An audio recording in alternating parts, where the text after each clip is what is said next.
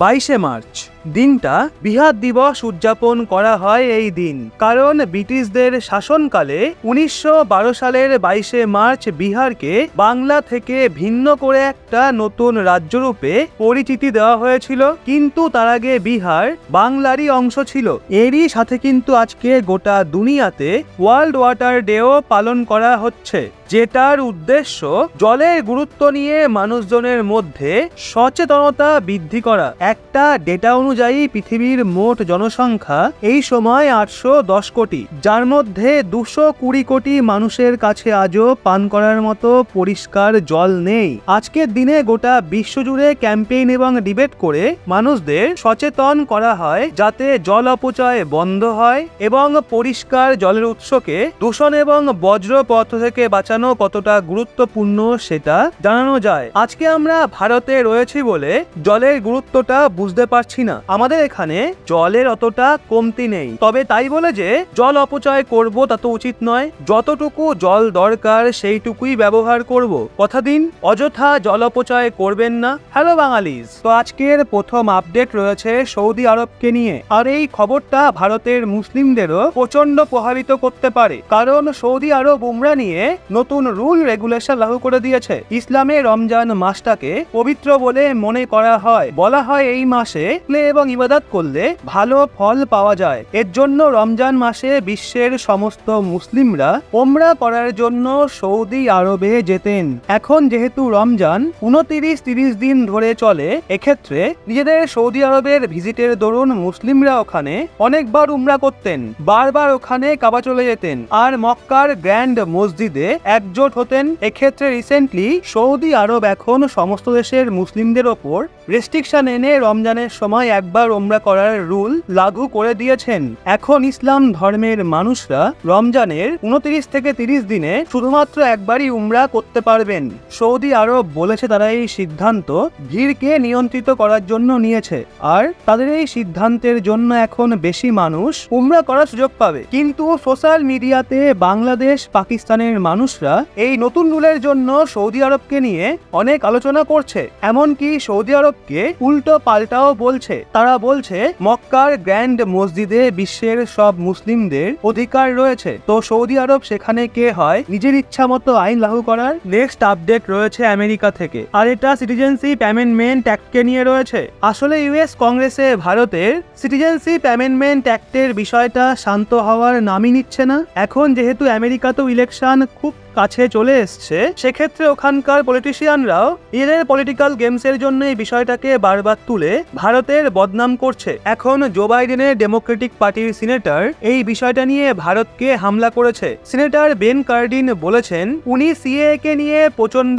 চিন্তিত, কারণ এই আইন ভারতে থাকা সমস্ত মুসলিমদের প্রভাবিত করবে। উনি সিটিজেনশিপ অ্যামেন্ডমেন্ট অ্যাক্টকে কন্ট্রোভার্সিয়াল বলে ভারত সরকারের বিরুদ্ধে এই অভিযোগ তুলেছে যে ভারত সরকার জেনে বুঝেই রমজান মাসেই আইনকে লাগু করে এই বিষয়টাকে আরো খারাপ করে তুলেছে। উনি বলেন আমেরিকা এবং ভারতের মাঝে যে সম্পর্ক দ্রুত মজবুত হচ্ছে, সেটার ভিত্তি থাকা উচিত সমস্ত ধর্মের মানুষের মানবাধিকারকে রক্ষা করা, মানে ভারতের মুসলিমদের মানবাধিকারকে রক্ষা করা। ইউএস এর সিনেট ফরেন রিলেশন কমিটির চেয়ারম্যান, আর এই কমিটি আমেরিকার বাকি দেশগুলোর সাথে সম্পর্ক নিয়ে কাজ করে। এর জন্য ওনার এই মন্তব্যকে প্রচন্ড সিরিয়াসলি নেওয়া হচ্ছে, আর এটা বিশ্বের অনেক মিডিয়া হাউস কভারও করেছে। নেক্সট আপডেট রয়েছে ভারত আমেরিকার মাঝে ট্রেডকে নিয়ে। আসলে রিসেন্টলি একটা ডেটা রিলিজ করা হয়, যা অনুযায়ী 2023-24 ফাইন্যান্সিয়াল ইয়ারের প্রথম 9 মাসে, মানে এপ্রিল থেকে ডিসেম্বরের মাঝে ভারত আমেরিকাকে $3.53 বিলিয়ন শুধু স্মার্টফোনই এক্সপোর্ট করেছে। আর আগের বছর সেম পিরিয়ডে কেবলমাত্র $1 বিলিয়ন কাছাকাছি এক্সপোর্ট করা হয়েছিল, মানে এক বছরে 3.5 গুণ জাম। ভারতে ম্যানুফ্যাকচার করা আইফোন এখন আমেরিকাতেও প্রচন্ড এক্সপোর্ট করা হচ্ছে, যেই কারণে এই গ্রোথ দেখতে পাওয়া গেছে। যদিও অ্যাপেল কোম্পানি কেবলমাত্র 1-2 বছর আগেই ভারতে এন্ট্রি নিয়েছে, এক্ষেত্রে এই ফিগার আগামী বছরগুলোতে আরো দ্রুত গ্রো করবে, কারণ অ্যাপেল ভারতে নিজের ম্যানুফ্যাকচারিং এবং নাম্বার অফ প্রোডাক্টকে অনেক বাড়াচ্ছে। আজকের পরবর্তী আপডেট রয়েছে ইসরায়েলকে নিয়ে। আপনাদের মনে আছে আমরা আপনাদের বলেছিলাম ইসরায়েল ভারতের 10,000 মানুষকে হায়ার করে ওয়ার্ক ভিসা দেবে এবং নিজের দেশে চাকরিও দেবে। এখন এই নিয়ে একটা নতুন ডেভেলপমেন্ট সামনে বেরিয়ে এসছে, যা অনুযায়ী ইসরায়েল 10,000-এর মধ্যে 1200 জন ওয়ার্কারের ডকুমেন্টেশন কমপ্লিট করে তাদের ইসরায়েলে নিয়ে নিয়েছে। এই সমস্ত কনস্ট্রাকশন ওয়ার্কার্স এখন ইসরায়েলে পৌঁছেও গেছে। ভারতের ওয়ার্কারদের ব্যাচেসে ইসরায়েল নিয়ে যাওয়া হবে এবং টার্গেট রাখা হয়েছে জুন মাসের মধ্যে সমস্ত 10,000 ভারতীয় ওয়ার্কারকে ইসরায়েলে পাঠিয়ে দেওয়া হবে। পরবর্তী আপডেট রয়েছে ইউএস এবং ইন্ডিয়ান আর্মড ফোর্সেসকে নিয়ে। 18ই মার্চ থেকে ভারত এবং আমেরিকার মাঝে টাইগার ট্রিয়াফ মিলিটারি এক্সারসাইজ শুরু হয়ে গেছে। এটা এক ধরনের বাইল্যাট্রাল ট্রাই সার্ভিস এক্সারসাইজ। এখানে দুটো দেশের 3টে armed forces army, air force, navy সবার ট্রুপস অংশ নেয়। এই এক্সারসাইজ ভারতের বিশাখাপত্তনমে 31শে মার্চ অবধি চলবে। ভারতের তরফ থেকে এতে onboard navy helicopter, landing craft, Indian নেভির প্লেন, ইন্ডিয়ান আর্মির পার্সোনেলস, আর্মি ভেহিকেলস, ইন্ডিয়ান এয়ারফোর্সের fighter aircraft, helicopter, rapid action medical team এরা সবাই পার্টিসিপেট করবে। আমেরিকাকে রিপ্রেজেন্ট করতে ইউএস নেভির শিপ, ইউএস মেরিন কর্পস ও ইউএস আর্মির ট্রুপস অংশ নেওয়ার জন্য বিশাখাপত্তনমে পৌঁছেও গেছে। এই এক্সারসাইজ 2019 সালে শুরু হয়েছিল, যখন আমেরিকাতে ডোনাল্ড ট্রাম্প প্রেসিডেন্ট ছিলেন, আর তিনি ভারতের সঙ্গে মিলিটারি রিলেশনকে মজবুত করার জন্য দুই দেশের মাঝে অনেক মিলিটারি এক্সারসাইজ শুরু করেছিলেন। লেমোয়া, কমকাসা এবং বেকার মতো অনেক গুরুত্বপূর্ণ ডিফেন্স অ্যাক্টকে সাইনও করিয়েছিলেন, যেটা জো বাইডেনের টেনিওরে একদমই দেখতে পাওয়া যায়নি। এবার যদি ডোনাল্ড ট্রাম্প এইবার হওয়া নির্বাচনে আবার জেতেন, তাহলে ভারতের সঙ্গে টাইসকে আরো মজবুত করবে। এবার পরবর্তী আপডেট বেরিয়ে আসছে ইউনাইটেড কিংডম অর্থাৎ ব্রিটেন থেকে। আসলে ব্রিটেনের ডাক্তারের প্রচন্ড কমতি দেখা গেছে, যার পর ব্রিটেনের সরকার ভারতের দিকে তাকিয়েছে। রিপোর্ট অনুযায়ী ব্রিটিশ সরকারের আন্ডারে আসা national health service first type মোডে ভারতের থেকে 2000 ডাক্তারকে হায়ার করে ব্রিটেনে নিয়ে যাবে। ওখানে তাদের 6 থেকে 12 মাসের মাঝে একটা শর্ট কোর্স করিয়ে তাদের প্লেসমেন্ট দেওয়া হবে। তাদের শুরুতে ইজি টার্মসে ওয়ার্ক ভিসা অফার করা হবে। আগামী বছরগুলোতে ব্রিটেনের ইজি ন্যাশনালিটিরও প্রভিশন করা হতে পারে। ভারতের ডাক্তার, নার্স এবং মেডিকেল স্টাফ গোটা দুনিয়াতে নিজেদের ইন্টেলিজেন্স, হার্ডওয়ার্ক এবং প্রফেশনালিজমের জন্য সুপরিচিত। যদি আবার আপনারা ভাবেন এর ফলে ভারতে ডাক্তারের কমতি পড়বে, তো এমনটা ভাবার কোনো দরকার নেই, কেননা ভারতে প্রতি বছর 1,10,000-এর বেশি স্টুডেন্ট ডাক্তারি ডিগ্রি অর্জন করে। ভারতে আমাদের কাছে ডাক্তারের কমতি পড়বে না। নেক্সট আপডেট রয়েছে বুলগেরিয়াকে নিয়ে। আপনারা জানেন বুলগেরিয়ার বিদেশ মন্ত্রী মারিয়া গ্যাব্রিয়েল ওনার দেশের 7 জন ক্রু মেম্বারকে উদ্ধার করার জন্য ভারতকে ধন্যবাদ জানিয়েছেন। আর এইবার বুলগেরিয়ার প্রেসিডেন্ট রুমেন রাদেমও একটা স্টেটমেন্ট জারি করে আমাদের প্রধানমন্ত্রী মোদিকে ধন্যবাদ জানিয়ে ইন্ডিয়ান নেভির এমন সাহসিকতাকে স্যালুট করেছেন। বুলগেরিয়ার 7 জন ক্রু মেম্বার ওই জাহাজে 14ই ডিসেম্বর থেকে ফেসেছিল। হয়তো বুলগেরিয়ার প্রেসিডেন্টকে কেউ বলেছে যে প্রায় 40 ঘন্টা ধরে চলা এই অপারেশন কতটা জটিল ছিল। আর এখানে না শুধু ইন্ডিয়ান নেভি, বরং ইন্ডিয়ান এয়ারফোর্স এই পুরো অপারেশনের জন্য নিজের অ্যাসেটকে ডিপ্লয় করেছিল। ভারতের মার্কোস কমান্ডোরা নিজের প্রাণের বাজি রেখেছিল। এর জন্য বুলগেরিয়ার বিদেশ মন্ত্রীর পরে এখন বুলগেরিয়ার প্রেসিডেন্টও প্রধানমন্ত্রী মোদিকে আলাদাভাবে ধন্যবাদ জানিয়েছেন। হতে পারে এর মধ্যেই বুলগেরিয়ার প্রেসিডেন্ট প্রধানমন্ত্রী মোদিকে এই বাহানায় ফোনও করতে পারেন।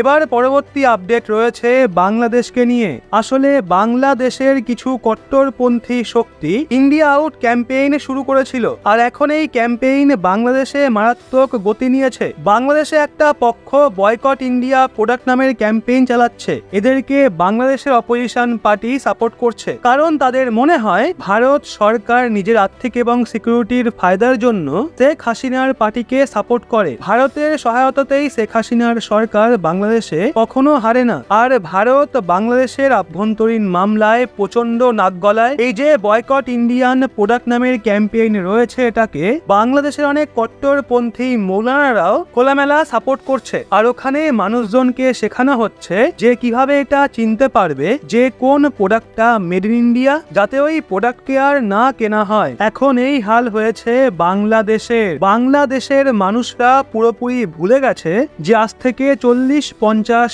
বছর আগে ভারতই তাদের স্বাধীন করেছিল। আজকের পরবর্তী আপডেট ভারতের ডিপ্লোমেসি রিলেটেড। প্রধানমন্ত্রী মোদী রাশিয়ার প্রেসিডেন্টকে নির্বাচন জয়ের জন্য শুভেচ্ছা জানিয়েছেন আর বলেছেন ভারত ও রাশিয়ার মাঝে যে time tested special and privilege strategic partnership রয়েছে সেটাকে আরো মজবুত করা হবে। সেই সাথে আমাদের ডিফেন্স মিনিস্টার রাজনাথ সিং মহাশয়ও আমেরিকার ডিফেন্স মিনিস্টার ইন্ডিয়ান ওশিয়ান রিজিয়নে ভারতের অ্যান্টি পাইরেসি অপারেশনের প্রশংসাও করে। নেক্সট আপডেট রয়েছে ভারতের টপ আইটি কোম্পানি ইনফোসিসের ফাউন্ডার তথা মালিক নারায়ণা মূর্তিকে নিয়ে। তিনি নিজের 4 মাসের নাতির নামে কোম্পানির 15 লক্ষ শেয়ার উপহার স্বরূপ প্রদান করেছেন।